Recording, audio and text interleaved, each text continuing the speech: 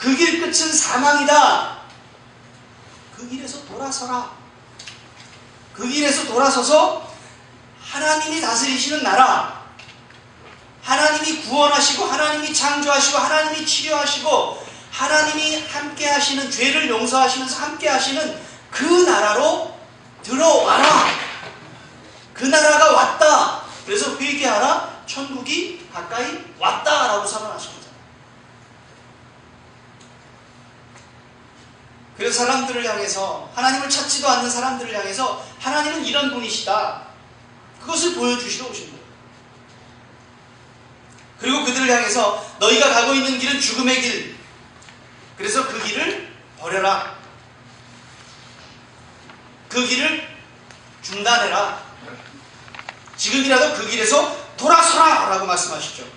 그래서 그 길 말고, 그 끝이 절벽이고 끊어진 길 말고 영원한 길, 생명의 길, 은혜의 길, 그 길이 아버지 안에 있음을 예수님은 보여주시려고 오셨습니다.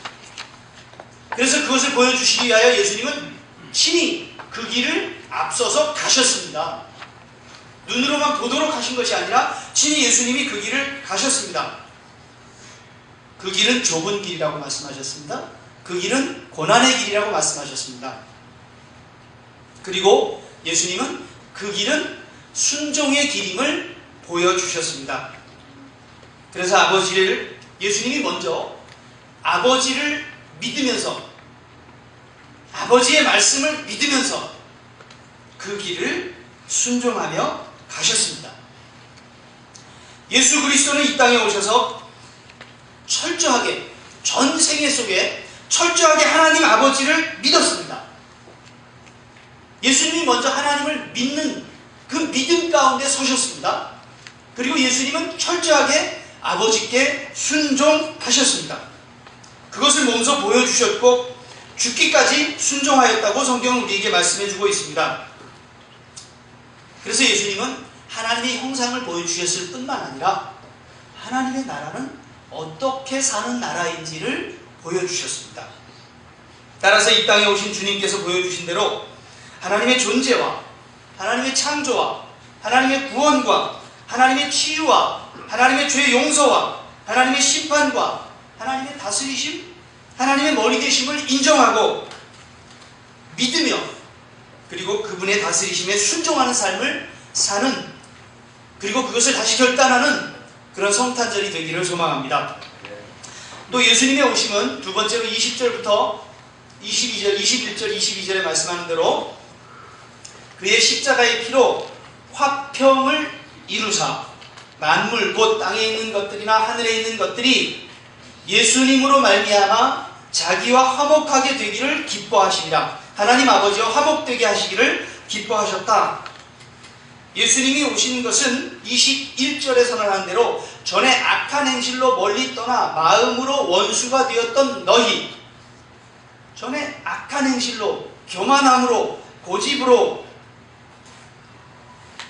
하나님과 원수 되었던 너희를 화목케 하러 오셨다라고 말씀합니다. 관계가 깨진 아버지와 아들이 있다고 한번 생각해 보십시오. 두 사람이 서로 아무것도 안 하고 관계가 깨졌는데 화가 나가지고 둘이 싸웠습니다. 싸웠는데 둘이 아무 말 안 합니다. 둘이 아무 말 안 하고 한 주일이 지났습니다. 점점 서먹서먹해집니다. 같이 같은 테이블에서 식사도 못합니다. 또 그렇게 말하지 않고 아무 말 없이 한 달이 지났습니다. 이제 서로 얼굴 대하는 것도 서로 피합니다. 그래서 아들은 자기 방에서 나오지도 않습니다. 이렇게 아버지와 아들이 싸우고, 그래서 두 사람 사이가 점점 벌어져 갑니다. 그렇게 벌어져가는 시간이 한 달이 넘더니 1년이 넘고, 이렇게 되어진다면 두 사람의 관계는 점점 더 악화되어져 갈 것입니다. 점점 더 나쁜 관계로 발전해 갈 것입니다. 자, 이렇게 나쁜 관계에 있는 사람을 따로따로 만난다고 생각해 보십시오. 아버지와 아들을. 그러면 아버지는 자기 입장에서 말할 것이고 아들도 자신의 입장에서 말할 것입니다. 그래서 자기에게 유익하고 자기에게 유리한 말만 하게 되겠죠. 이렇게 해서 점점 두 사람의 관계는 더 나빠질 겁니다. 이렇게 나빠진 관계, 그 관계가 더 깊어지면 결국 그 관계는 깨어지고 그 관계로 말미암아 두 사람은 못 만나는 영영 이별하는 관계로 발전해 갈지도 모르겠습니다. 이 관계가 회복되려면 누군가는 먼저 손을 내밀어야 합니다. 누군가는 먼저 말을 걸어야 합니다. 분명히 누군가가 먼저 말을 해야 합니다. 대부분의 사람들의 관계 속에서는 아버지가 먼저 손을 내밀게 되죠. 그래서 우리는 내리사랑이라는 말을 하게 됩니다.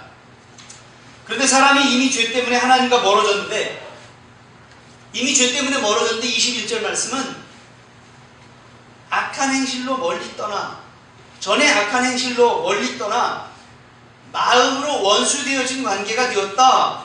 그래서 계속 그 악한 행동 속에 살아갑니다. 그래서 바울은 하나님과 사람의 사이가 원수가 되었다. 하나님과 사람이 원수되었다라고 말씀했습니다. 자, 이렇게 하나님 아버지와 우리의 관계가 원수가 된 것입니다. 창조주이시고 구원자이시고 죄를 용서하시는 그분과 원수가 되었다. 그렇다면 그 결과는 분명하죠. 계속 그 죄 가운데 살아가겠죠. 계속 죄 가운데 사망을 향하여 가는 겁니다. 그래서 하나님 없이 사는 인생이 우리가 볼 때 부러움을 살 정도로 괜찮아 보여도, 우리가 부러워할 만큼 그럴듯해 보여도, 우리가 부러워할 만큼 부유하게 사는 것 같아도 하나님이 없다면 그 길의 끝은, 하나님과 원수된 그 삶의 끝은 사망이고, 그가 맺고 있는 부유함이나 그럴듯하고 괜찮아 보이는 그것은, 거기서 나타나는 열매들은 아무리 그럴듯해 보이고 괜찮아 보여도 사실은 사망의 열매를 맺고 있는 겁니다. 그래서 로마서에서는 죄의 값은 사망이다 라고 명확하게 선언하고 있는 것입니다. 하나님의 생명과 죄의 값, 사망의 관계는 만날 수 없는 관계입니다. 사망 중에 있는 사람이 더 악한 행실을 하니까 그 관계는 점점 더 깊어져서 악해져서 점점 더 나빠져서 나빠진 관계가 결국 원수 관계가 될 수밖에 없는 겁니다. 이 관계는 누군가가 먼저 손을 내밀어야 하는데 사망 가운데 있는 사람은 손을 내밀 수 없습니다. 구원은 전적인 하나님 은혜라는 것이 그래서 그런 겁니다. 사망 가운데 있는 사람, 누군가 손을 내밀어야 돼요. 점점 악한 행위를 해서 하나님과 사람 사이가 원수가 됐어요. 원수 관계에 있는데 사람은 사망 가운데 있기 때문에 스스로 손을 내밀 수 없는 상황에 있는 거죠. 그래서 스스로 손을 내밀 수 있는 능력이 없는 사람에게 손을 내밀어라, 손을 내밀어라 이러시지 않고 창조주 하나님께서, 아버지께서 먼저 손을 내밀어 주신 그것이 예수님께서 화평케 하려고 이 땅에 오셨다라는 말씀입니다. 그래서 하나님께서 아들을 사람들의 눈높이에 맞게 사람으로 오게 하셨습니다. 사망으로 달려가던 사람에게 생명이 있다, 생명의 길이 있다, 소망의 길이 있다, 복된 길이 있다 라는 것을 보여주시고자 예수님께서 이 땅에 오신 것입니다.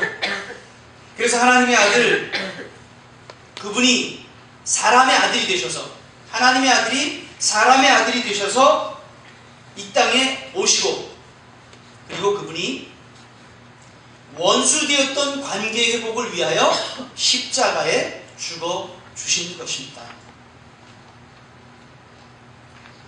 그래서 사람의 아들로 오신 주님이 십자가에 죽으심으로 말미암아 하나님과 원수되었던 우리를 하나님과 화목하게, 하나님과 화평할 수 있도록 하나님이 다 준비하시고 하나님이 다 하셨습니다. 그래서 전적인 하나님의 은혜인 것이고, 하나님이 세상을 이처럼 사랑하사, 사랑이 독생자를 이 땅에 보내신 것도 사랑이고, 독생자를 십자가에 죽게 하신 것도 사랑이고, 독생자를 통하여 하나님의 형상을 보여주신 것도 사랑이고, 독생자가 이 땅에 오셔서 하나님 나라를 살아가는 방법을 다 보여주게 하신 것도 사랑입니다.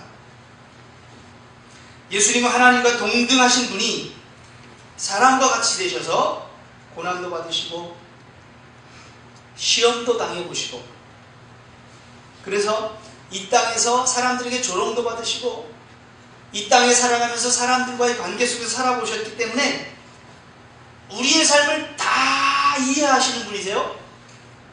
히브리서 2장에, 히브리서 4장에 한 단락을 마칠 때마다 히브리 기자는 분명히 말씀합니다.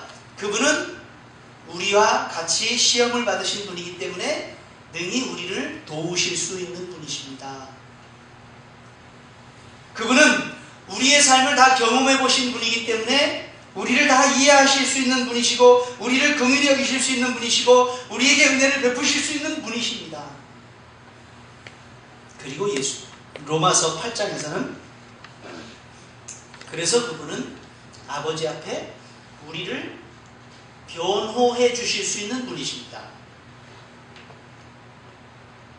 라고 로마서 8장에서 우리에게 소개하고 있습니다. 사람이 하나님과 화평할 수 있는 길을 열어놓으시고, 그리고 그 길을 갈 수 있는 방법을 우리에게 보여주시기 위하여 예수님은 우리에게 오셨습니다. 하나님께 거역하고 멀어진 우리를 하나님과 화평케 하려고 예수님을 보내셔서 먼저 손 내밀어 주신 것입니다. 그래서 그분은 신랑으로 비유됩니다. 신랑으로 우리